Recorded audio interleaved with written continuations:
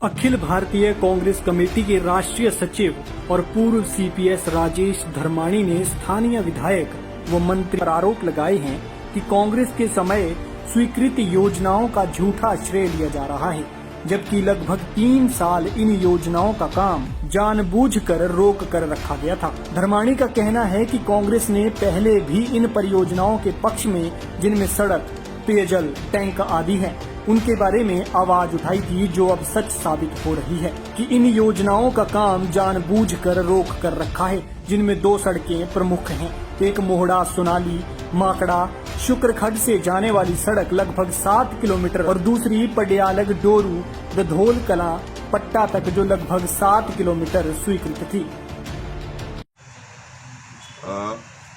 कांग्रेस सरकार के समय में कुछ परियोजनाएं नाबार्ड से स्वीकृत हुई थी और जैसे ही दूसरी सरकार बनी उन परियोजनाओं को जानबूझकर लटकाया गया और लोगों में ये दर्शाया गया कि इनमें पैसे स्वीकृत नहीं हुए। और जो वर्तमान हमारे विधायक हैं, जो मंत्री हैं, इन्होंने लोगों में ये बात फैलाने की कोशिश की कि अब नए सिरे से मैं इसमें पैसे स्वीकृत करा रहा हूँ।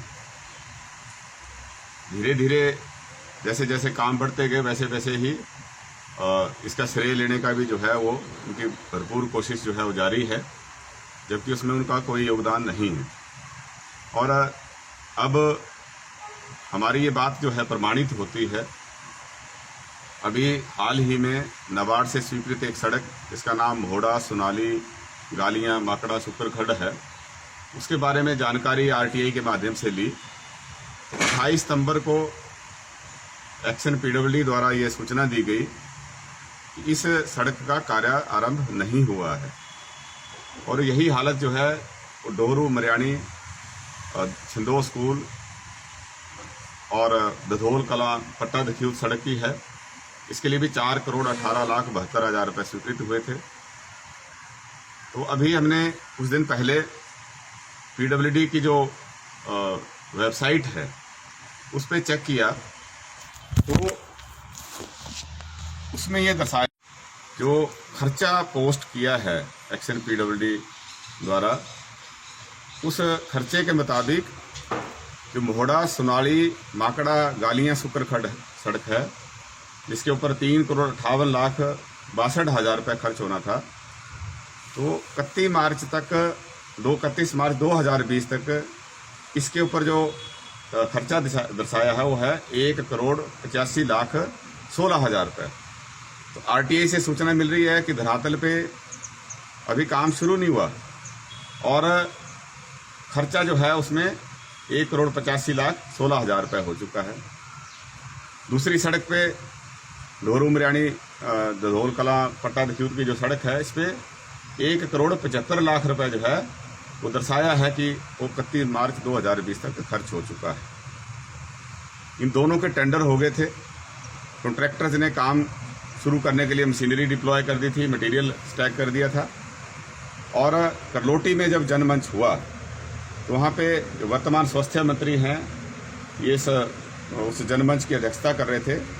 और जब लोगों ने वहाँ पे ये प्रश्न उठाया था तो उन्होंने एक्शन पीडब्ल्यूडी घुमारवीं को कहा कि आप इसका उत्तर दें। तो मंत्री जी के सामने एक्शन पीडब्ल्यूडी ने कहा कि 10 दिन के अंदर अंदर काम शुरू कर दिया जाएगा। तो हमारा ये कहना है कि जानबूझ करके जो है इन कामों को लटकाया गया, जबकि उसमें लगभग 90% ज़मीन जो थी वो निजी भूमि लोगों ने दान दी है।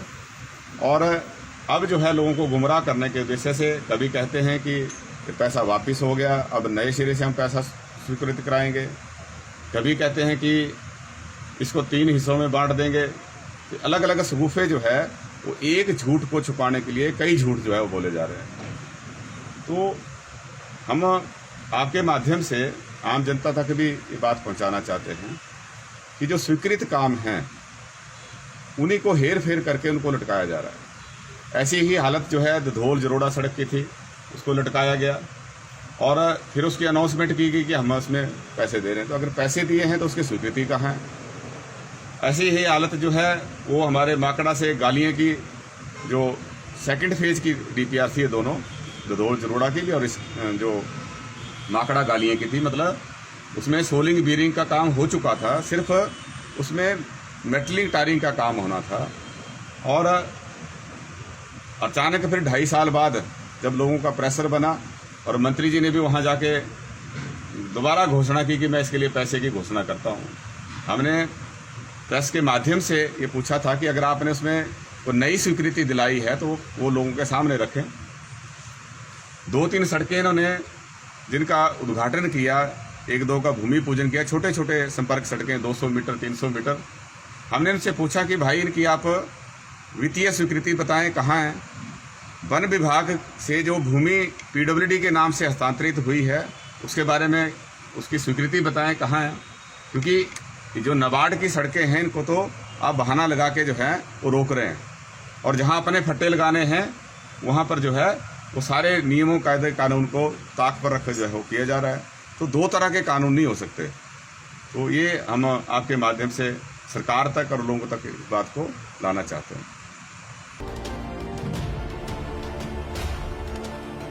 और क्या कुछ कहना है धर्मानी का, सुनिए।